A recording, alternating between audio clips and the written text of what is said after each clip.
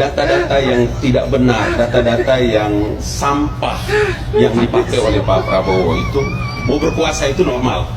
Jangan tolerir menggunakan data-data yang tidak benar, data-data yang bohong, data-data yang hoax. Sayang kalau nanti rakyat itu gelisah karena mendengarkan pidato terbuka loh dari seorang presiden yang namanya Prabowo.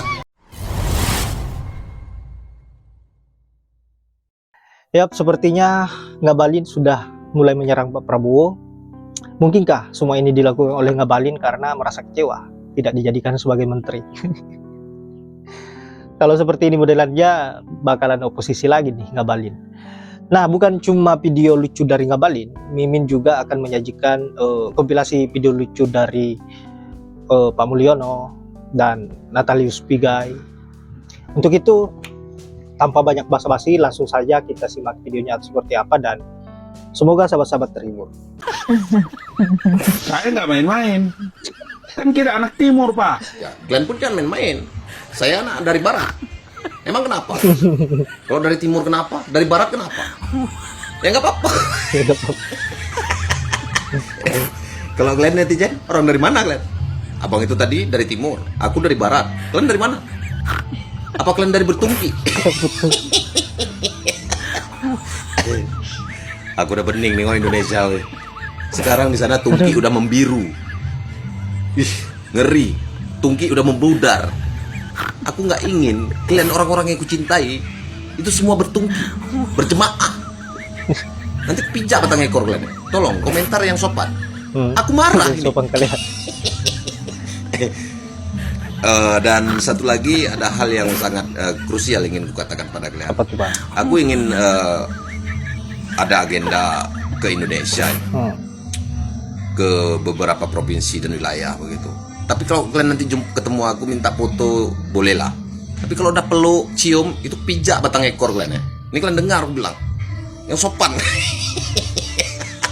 Ditawarin jabatan diembat juga. Saiful Saman. Cocok duit maut Ngabalin, tidak ada orang yang bisa nolak jabatan. Ya tapi kok Ngabalin nggak kepilih? Kita protes ini sama Pak Prabowo. Kenapa Ngabalin nggak kepilih? Kalau lupa yuk kita ingatkan sekarang. Itu pakai itu Ngabalin. Itu kasihan tuh jilatannya sudah terlalu kemana-mana. Ya sedang belum Bang orang rekan dari PSI masuk. Oh ya, itu alhamdulillah. Sujud syukur. Ya tapi bagi saya tanda tanya besar. Senasib dengan Ngabalin, Ade Armando. Yang namanya Ade Armando. Bukan hanya sekedar politisi loh. Ada juga akademisi. Jadi kalau zakat kabinet dibilang juga terpenuhi. Ini penonton harap ini pertanyaan yang luar biasa berat dari Pak Karni. Saya memilih saya nggak bisa jawab kenapa saya tidak masuk kabinet, tapi saya memilih menjadi warga negara yang akan terus ngapain ya? Saya nggak punya masalah. Pak Prabowo saya nggak punya masalah loh, nggak diajak, nggak apa-apa. Ini Pak Karni aja nih. Di mana ya Zoko? Zoko, hey, kamu belum bayar loh. Udah pulang ke Solo orangnya. Tidak sekarang aja teriak-teriak. Emang kemarin kemana aja? Udah pinta aja tuh sama ternakannya. Ya. Yang namanya pergantian kepemimpinan itu biasanya berganti gaya.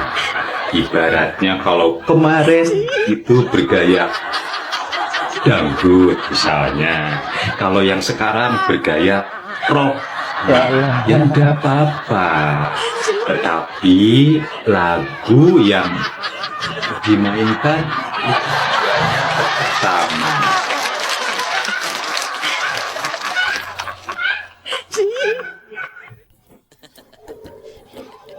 Pembekalan menteri. Para jajaranku yang dimuliakan Allah, takutlah hanya kepada Allah. Bayangkan ketika kalian pulang ke rumah kalian, lalu ada bendera kuning. Ternyata itu adalah garis polisi. Ternyata rumah kalian telah disita karena hasil korupsi. Naudzubillahi min dzalik. Bayangkan jika kalian pakai uang rakyat untuk keuntungan pribadi. Apakah tidak seujung kuku pun rasa takutmu pada azab neraka jahanam kelak? Beginilah kondisi rakyat kita di luar sana, wahai pengemban amanah rakyat. Seperti inilah kehidupan rakyat-rakyat kita setiap harinya. Sempit, sesak, lapar, tak berdaya. Bagaimana kalau disuruh bolak-balik di situ, hah? Gampang, hah? Enak, nyaman. Beginilah yang dirasakan rakyat kita menghadapi ketidakefektifan dan efisiensi birokrasi kita. Hei, rakyat dibuat sulit mengurus surat-surat administrasi, mesti bolak-balik mondar-mandir nggak karuan. Bagaimana rasanya, hei para utusan rakyat? Kayu ini ibarat pajak yang mencolok-colok menyusahkan rakyat. Sakit dan susah, bukan? Inilah gambaran perekonomian rakyat kita. Hidup rakyat tidak bisa berjalan stabil. Colok sana, colok sini, cari utangan.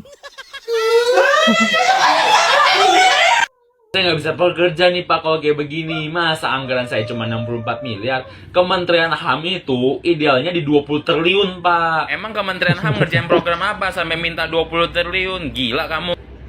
Kima, susah banget sih dijelasin ya. Pak, Kementerian HAM ini sangat penting untuk mendorong ekonomi. Kamu Cina bodoh ya? Apa hubungannya HAM sama ekonomi? Si bapak ini nggak ngerti apa hubungannya HAM sama ekonomi. Ya ekonomi keluarga saya lah Pak. Anak saya mau jalan-jalan, bini saya mau jalan-jalan, saya mau rumah baru, mobil baru, jam tangan baru. Saya gimana bisa bekerja ini Pak kalau saya nggak punya barang-barang mewah? Anggaran 20 triliun itu emang buat apaan aja Pak Pigi minta segitu Pak? Izinkan diberi jam. Malam.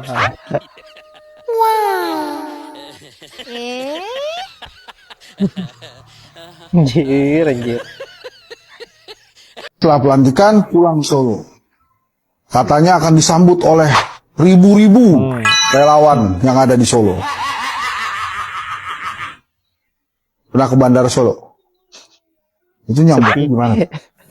Kan Bandara Solo kan kecil ya. Disambut Pak Jokowi pulang ke Solo. Pertanyaannya waktu nyambut nih, kan nungguin Pak Jokowi nih, itu dikasih makan nggak ya? Enggak lah ya, namanya juga relawan ya. Pulang bareng-bareng diantar sama Pak Jokowi. Itu naik apa tuh ya? Bis kali ya, bis. Bis kan tuh ya. Atau naik delman. Karena hari Minggu. Lagunya pada hari Minggu. Turut ke kota. Emang kan dari Boyolali ke kota Solo tuh. Tapi kalau pakai delman banyak. Ini pakai bis ya. Katanya Pak Jokowi sampai rumah mau tidur. Nah itu kita mesti pantau tuh dia tidur beneran apa enggak. Kalau nggak tidur kita ingetin Pak, Bapak katanya mau tidur ya. Tenang. Bang, kapan lab lagi? Untuk saat ini sih saya males mau lab. Nggak seru. Nggak ada Bajar Mulyono. Kan tahu sendiri. Sekarang Bajar Mulyono nggak ada yang gaji. Yap, itulah kompilasi video lucu Mulyono dan juga para penjilatnya, dan juga sindiran-sindiran lucu para netizen. Saya kira cukup menghibur dan cukup kreatif. Saya kira inilah kecerdasan para netizen. Ketika bersuara dengan cara yang tegas, cara yang keras, tidak didengarkan. Para netizen ini tidak kehabisan akal, melainkan memberikan kritikan-kritikan konyolnya yang saya kira cukup lucu dan bahkan sampai memparodikan, yang saya kira hal-hal yang seperti ini tidak dimiliki oleh buzzer-buzzernya Mulyono, sehingga sampai saat ini batang hidung mereka tidak pernah kelihatan. Aduh, baiklah sahabat-sahabat, saya kira hanya itu, dan semoga sahabat-sahabat terhibur dengan apa yang saya sajikan. Saya akhiri dengan ucapan wallahul muwaffiq ila aqwamit thoriq. Assalamualaikum warahmatullahi wabarakatuh.